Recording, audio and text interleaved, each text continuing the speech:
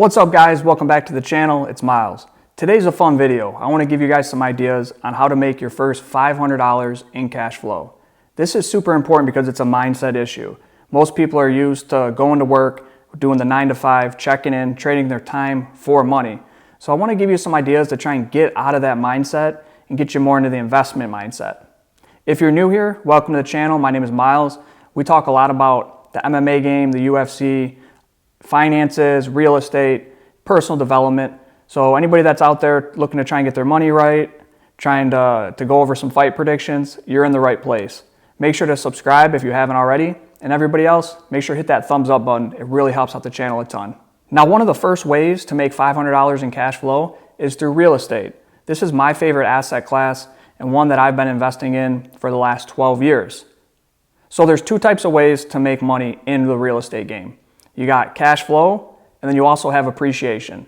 Now there's a couple other ways, but those are the two big main ones. Now appreciation is when you buy a property, let's say for $100,000.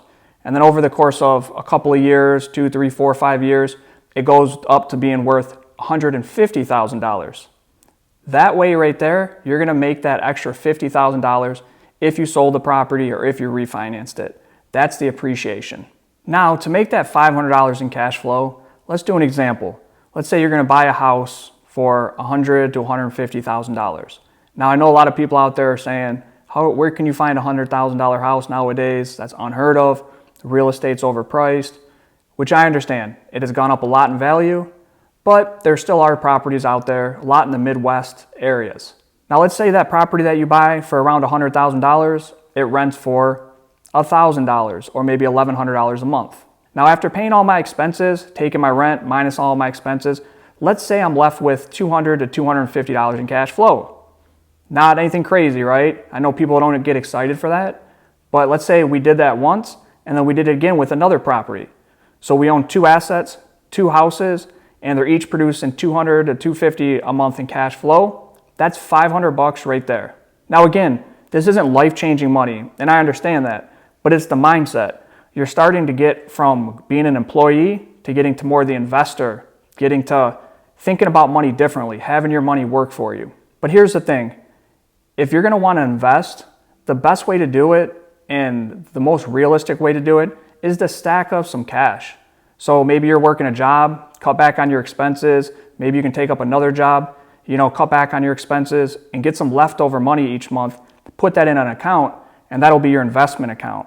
Unless you're coming from a rich family, you can get some inheritance money, some help like that. But most people don't. I myself included, everything that I bought or invested, I had to make that money first. So it's on you to get out there. You gotta be hungry. You gotta get out there, make some money, save it to be able to invest it.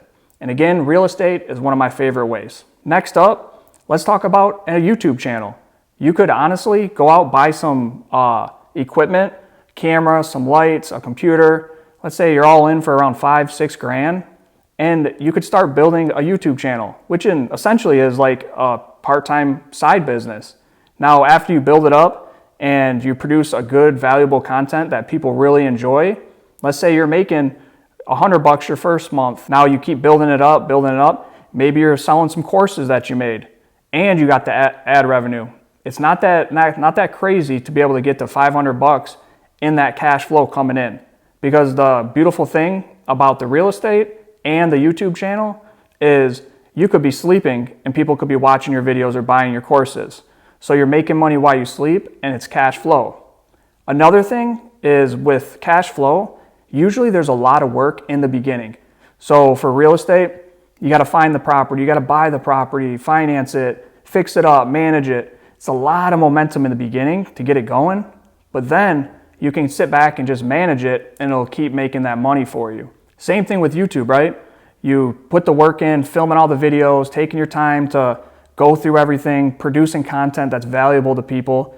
And then after so much time, you start getting some momentum. Maybe you get a lot of views, you're getting more subscribers, and then you can start making that cash flow, that monthly income. Now, a final way where you could earn some cash flow is just the simplest way. And this is what a lot of people do that are older, or maybe they've generated a lot of money. They had a business, they worked their butt off every day for years, they stacked up a ton of cash. Maybe they ended up selling their business at the end of their career. They have a huge chunk of cash. Maybe they sold some real estate. Whatever they did, they ended up with a big chunk of change. And now what you can do is as simple as this, is you can go and put that in an interest account, a savings account, maybe a money market account. And if you had, let's say, 200 grand and it's paying 3%, you would be making $500 in cash flow a month. So basically, you have your money, somebody's paying you to be able to use your money, and you just sit back and you collect that cash flow. Now, this is the end all be all. This is where everybody aims to be, because the whole point of having cash flow and money is to free up your time. Free up your time so you can do what you want to do each and every day. And that's the most important thing. Having that cash flow to be able to go out and spend time with your family, to pursue a passion, to work out, take care of your health. So having that savings account, that's another great way of doing it. All right, guys, so that's it. Those are some ideas to get your brain going, to get in that idea of cash flow. You got real estate, you got maybe a YouTube channel, or just a business, a small business, a part-time business that can make money while you're not working there.